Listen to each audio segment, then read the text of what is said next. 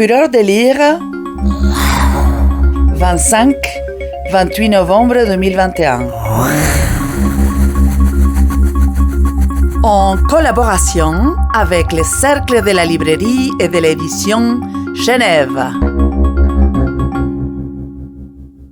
J'ai fondé ma maison d'édition en 1987.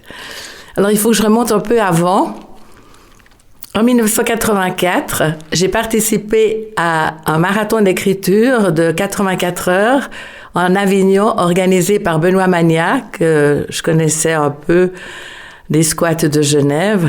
C'était vraiment une expérience passionnante, épuisante. Et j'ai, en 84 heures, eu le canevas, la base d'un récit. Normalement, ça me prend 2 ans, que j'ai retravaillé naturellement, soumis au prix des écrivains genevois, qui se décerne sur manuscrit anonyme. Et j'ai gagné le prix en 1985. Alors, j'avais publié au préalable 4 livres chez 4 éditeurs différents. Et j'étais persuadée qu'avec ce prix, il serait facile de trouver une maison d'édition. À ma grande déception, non. Et j'avais reçu de l'argent, on reçoit de l'argent avec ce prix des écrivains genevois. Je m'étais dit, je vais créer une maison d'édition pour publier ce récit. Je ne veux pas qu'il reste dans un tiroir et puis je ne veux pas m'acheter des robes et des bijoux avec l'argent que j'avais reçu. Et j'ai été voir Marlise Pietri des éditions Zoé pour lui demander des conseils. Et elle m'a dit, Huguette, alors je te déconseille totalement de te lancer là-dedans, tu ne te rends pas compte. Mais j'ai quand même fait.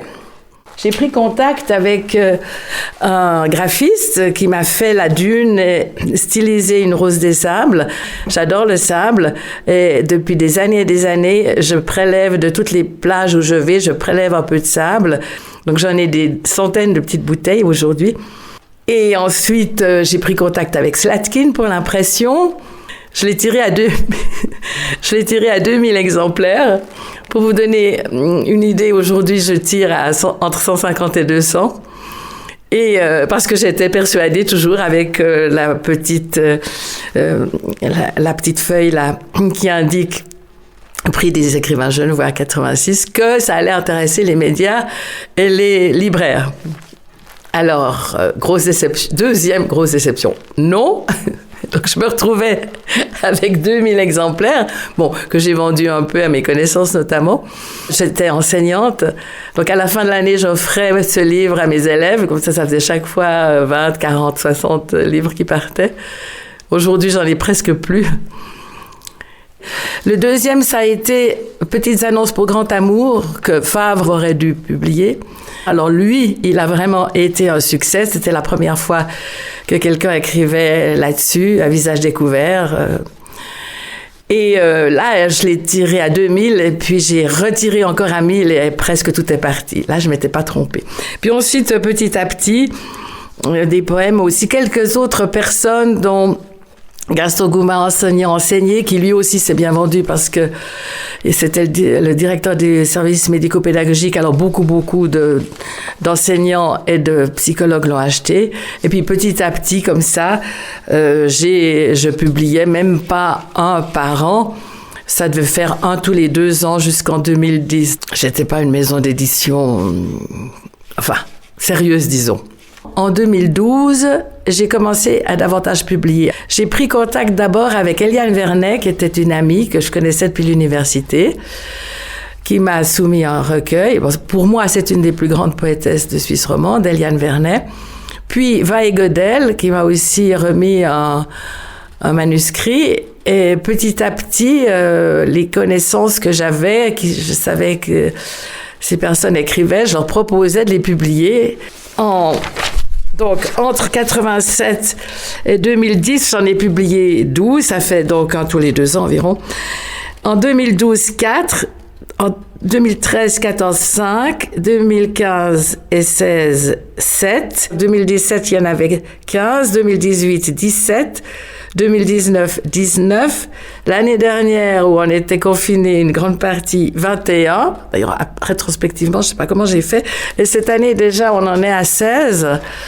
Maintenant, depuis quelques années, je reçois à certaines périodes, presque un manuscrit par jour, ce qui est énorme.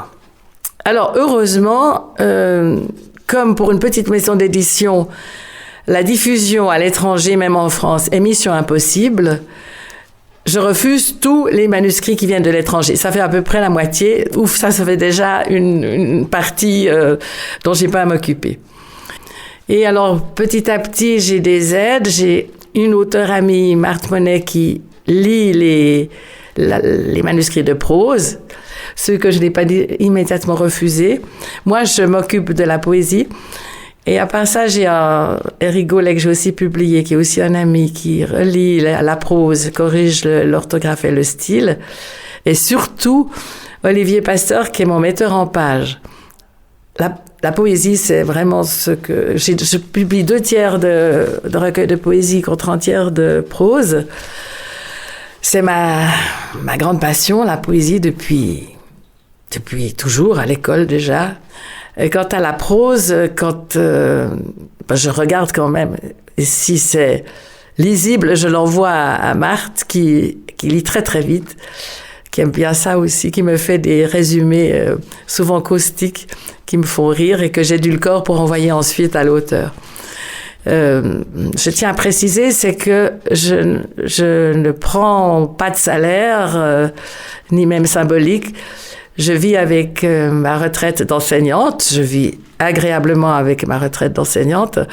Et cette maison d'édition, découvrir des manuscrits, les porter, c'est une passion.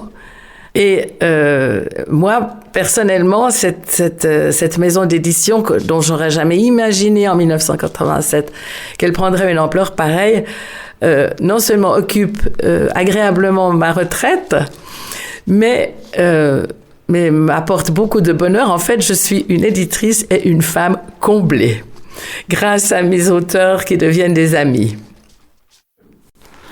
On va lire des extraits d'un recueil que j'ai publié de Myriam Gfeller, À en crever le ciel. C'est ma plus jeune auteure. Ce texte a été son travail de maturité. Elle avait même pas 20 ans quand elle l'a écrit. J'ai été impressionnée par la force de son texte et elle l'écrit depuis très longtemps, semble-t-il.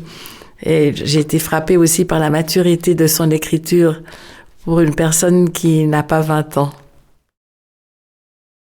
À en crever le ciel, Myriam Gfeller. Je n'ai pas assez dormi, ou alors pas assez profondément. Couché en étoile, flottant à la surface d'un océan immense. Tous les sens en alerte pour ne pas me noyer ou me faire engloutir. Un effleurement de sommeil, les muscles déjà prêts à bondir. Je connais chaque imperfection du plafond par cœur. J'ai compté les moutons de poussière, les rayures de mon coussin, les carreaux. Depuis la droite, la gauche, en diagonale. J'ai créé des dessins invisibles sur le mur granuleux. J'y ai tracé des cartes de pays imaginaires. J'ai tenté de m'endormir dans toutes les positions possibles et imaginables, avec la fenêtre ouverte, fermée, inclinée. J'ai numéroté les lattes de parquet qui craquent. Je connais celles qui sont incapables de retenir un gémissement. Je me suis levée, puis recouchée. J'ai posé mes mains sur les yeux pour essayer d'alourdir les paupières. J'ai bâillé. Mais le sommeil me fuit. Un vieil homme ruisselant de parfum me dépasse. Ce parfum qui envahit tout, qui rappelle, qui hurle dans mon dedans, qui paralyse mes sens, qui tape contre les parois de mon crâne, qui envahit en s'incrustant dans mon corps mes veines, tous les tuyaux de mon moteur, envie de vomir, impossible de bouger, yeux humides et flash de passé à oublier. L'odeur s'accroche à moi, entre dans la peau, me suit, ne part plus, semble en rire. L'odeur devient touchée. La présence de l'odeur est physique, lourde. Il m'est difficile de respirer. Elle obstrue tout, elle s'en amuse. Je titube, m'accroche à une balustrade. Brûlure d'estomac. Muscles serrés. Mon ventre rétrécit jusqu'à ne devenir plus qu'un point. Les côtes s'appuient contre la peau, élastique détendu qui se referme. Quand ça se referme, ça crie. Des picotements dans les jambes me hurlent de fuir, de tout laisser tomber et de me perdre dans une course effrénée à la respiration haletante, de ne plus laisser le monde exister, trouver le but et foncer sans jamais s'arrêter. Puis, ma présence se fane et mon corps se détache. Le trop-plein a jailli. Je suis vidée. Ma tête se repose contre le mur. Sur la fenêtre sont scotchés des sillages de larmes célestes. La vitre est joue, glaciale. Les arbres se marient, recouverts de voiles blancs et de perles d'humidité. Ça pleure sur moi et mon âme est mouillée. Mes pensées frissonnent pendant que mon sang poursuit inlassablement le rythme de la vie. Je l'entends battre les parois. Ça tape, chaud et bouillonnant. Ma sève me nourrit par cycles sans jamais me faire faux bond. Elle coule autour de mon esprit et éponge les larmes du dedans. Apprendre à pleurer, qu'avec les gouttes d'eau qui roulent sur mes joues disparaisse aussi toute la crasse incrustée dans mes pores. Alors, Anouk Dunant, il s'agit de ne pas se rendre. Elle appelle réflexion sur l'espérance. Elle a subi un deuil périnatal à 5 mois de grossesse. Alors, c'est le récit, c'est pas vraiment le récit de ce qui lui est arrivé, mais c'est toute une réflexion autour de ce drame, de la douleur. J'avais choisi deux recueils, deux expressions d'une douleur de la part d'une très jeune et de la part d'une femme mûre. Et, à partir de là, le deuil, les questions. J'ai refusé dès le début tout sentiment de culpabilité. Je n'ai rien fait de mal, pas pris de risque inconsidéré, je n'y peux rien. Les analyses n'ont rien pu expliquer. La voie de la culpabilité est soldée presque immédiatement, mais j'ai besoin de trouver des pistes, besoin de réponses.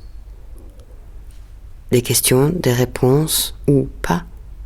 La vie qui a continué, qui continue. Un cheminement intérieur s'est poursuivi pendant ces années. Il a bien fallu continuer au départ.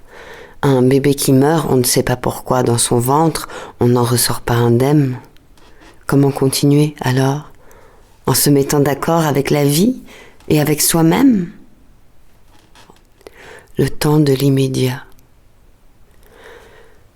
Replonger dans le quotidien immédiat après la perte d'un bébé est épouvantable, inhumain, indicible. Se réveiller le matin et réaliser que c'est bien arrivé. Pleurer devant les rayons pyjama premier âge à la Migros. Croiser celles qui sont toujours enceintes de la petite sœur ou du petit frère. Regarder l'aiguille des secondes qui n'avancent pas.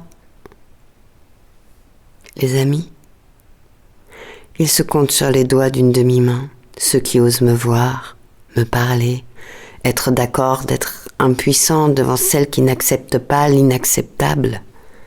Les autres fuient. Je les comprends. Je réalise que je vis un tabou. Dans ce monde de trentenaires de classe sociale plutôt aisée, l'accouchement survient comme une lettre à la poste. Le bébé fait ses nuits dès le 2e jour, l'allaitement est un jeu d'enfant, et si ce n'est pas le cas pour toi, eh bien, tu t'y prends mal. Alors le gros fail, le bug impensable, l'accident de circulation dans le corps, tu le gardes pour toi. Tu sens les regards apitoyés, les discussions qui s'arrêtent quand tu croises des bouquets de mamans enceintes, les collègues qui ne savent pas quoi dire, les sourires gênés, mais tu te tais. La lecture d'un ouvrage sur le deuil périnatal m'aide beaucoup. Je ne suis pas seule, mais chacune est enfermée dans son silence. Début du XXIe siècle, on ne parle pas de tout. Mais moi, j'ai envie de parler. Le temps des premières questions. Le temps des premières questions. La question de base, c'est pourquoi ? Pourquoi c'est arrivé ? Pourquoi ça arrive ? Un bébé mort, il n'y a pas de cause médicale expliquée. Je me tourne d'abord vers la nature. Un ami de toujours me répond avec délicatesse que la nature est belle, mais cruelle, et que seuls ses produits finis nous enchantent. À ce stade, je suis persuadée que ce bébé ne pouvait pas naître ni grandir. Il y avait forcément un problème, même si la médecine n'a rien trouvé. Cette médecine du début du XXIe siècle n'arrive pas encore à tout expliquer. C'est pareil pour les animaux. De toute façon, seuls les plus forts survivent. Sélection naturelle. Oui, mais pourquoi vivre cela ? Pourquoi permettre à un bébé de bouger dans un ventre ? Pourquoi ces débuts de vie d'être faibles si c'est pour rien ? Et quand même, pourquoi cela arrive si rien de bizarre n'est apparu lors des analyses ? Un va-et-vient d'interrogations tourne et se retourne. Je cherche ensuite du réconfort, si on peut appeler cela du réconfort, du côté de l'histoire. De tout temps, et encore aujourd'hui, des femmes et des bébés meurent. Depuis la nuit des temps, la femme enceinte vit dans la peur pour elle et pour l'enfant dont elle est responsable. Elle baigne dans une atmosphère d'angoisse. De nombreux rites et coutumes sont mis en place afin de déjouer la mort. Nous avons oublié tout cela. La mort prénatale et infantile, sans parler de la mort de la femme en couche, est devenue tabou et n'est plus acceptée. C'est même la mort la moins acceptée. Un décès lors d'une opération à cœur ouvert passe mieux aujourd'hui qu'une mort en couche. La mort in utero, entraînant également le décès de la mère, la mort en couche, la perte d'un bébé était une réalité quotidienne de la vie de nos prédécesseurs. Se posait-il moins de questions que moi ? Qui continue à remuer dans ma tête ?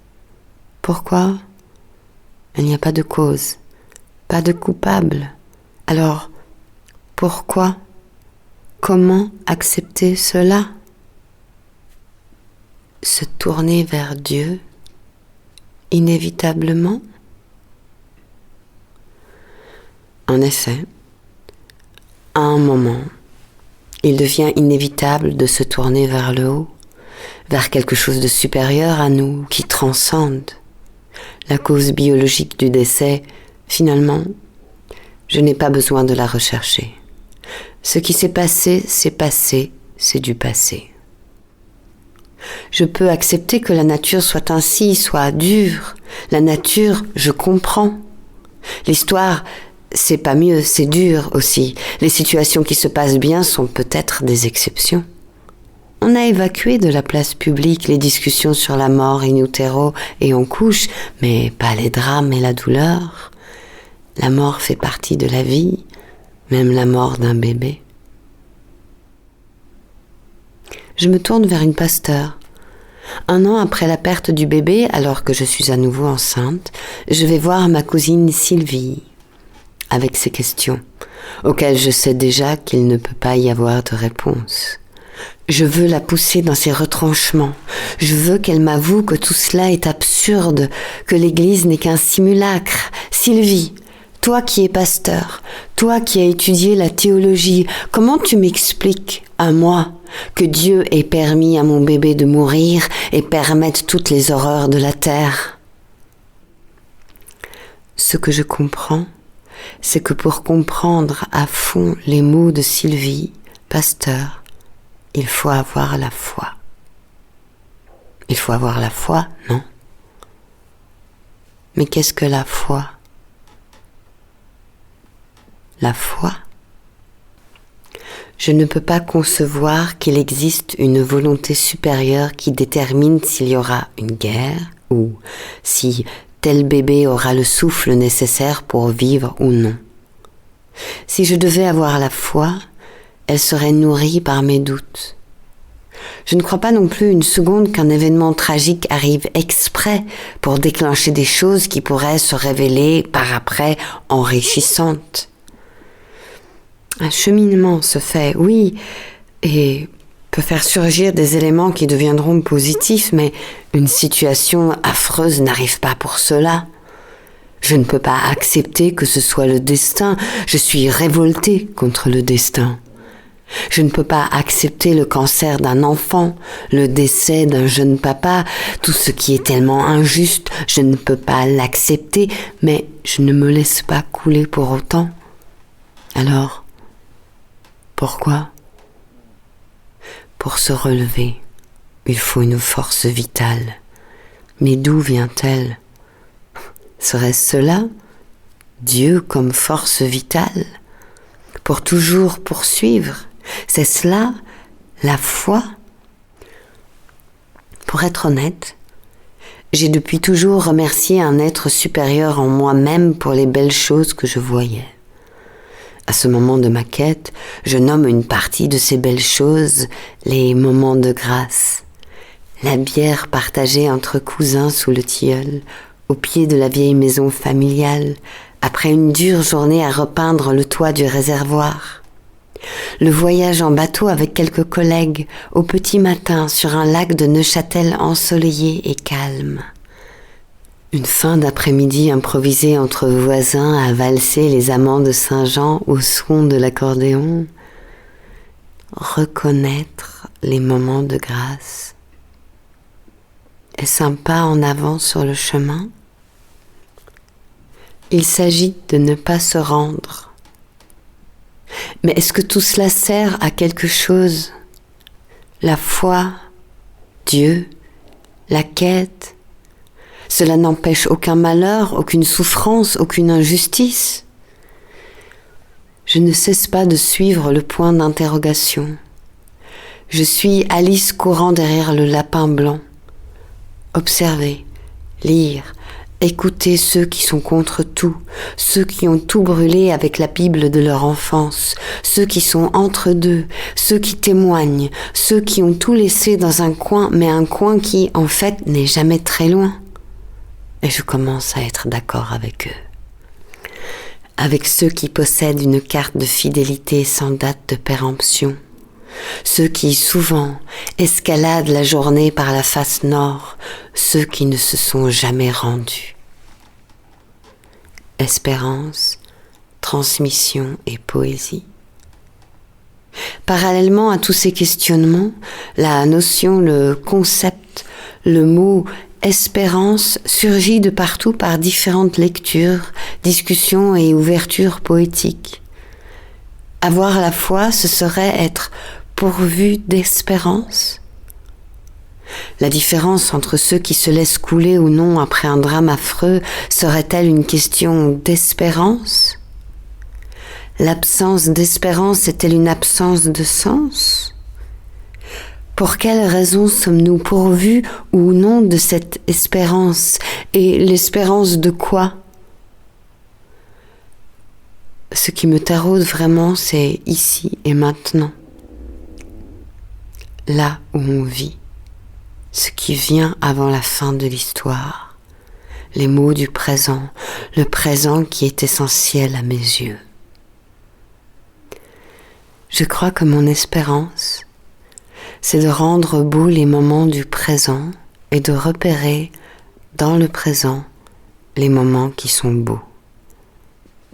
Mon espérance à moi, ce n'est pas la vie après la mort, la résurrection. Jésus l'a fait une fois et c'est bien comme ça. Mon espérance à moi, c'est la confiance en la vie plus forte que le désespoir. C'est que la non-violence l'emporte sur la violence gratuite, que les fleurs soient plus fortes que la puissance et le pouvoir, que l'amour dans les petites ou grandes choses prenne le plus souvent possible l'avantage. Yves Bonnefoy dit que le vrai sacré, c'est exister ici, et que si nous travaillons davantage à approfondir poétiquement la beauté du monde, on résoudrait les problèmes de la société et on atténuerait les guerres. Je pense que c'est sans doute le rôle et le travail des grands poètes ou des vrais poètes. On peut aussi se dire que, quotidiennement, on peut contribuer à la beauté du monde, ne serait-ce qu'en le remarquant ou en plantant des fleurs. Fureur de lire 2021. Un festival littéraire de la ville de Genève. Organisé par la Maison Rousseau et Littérature.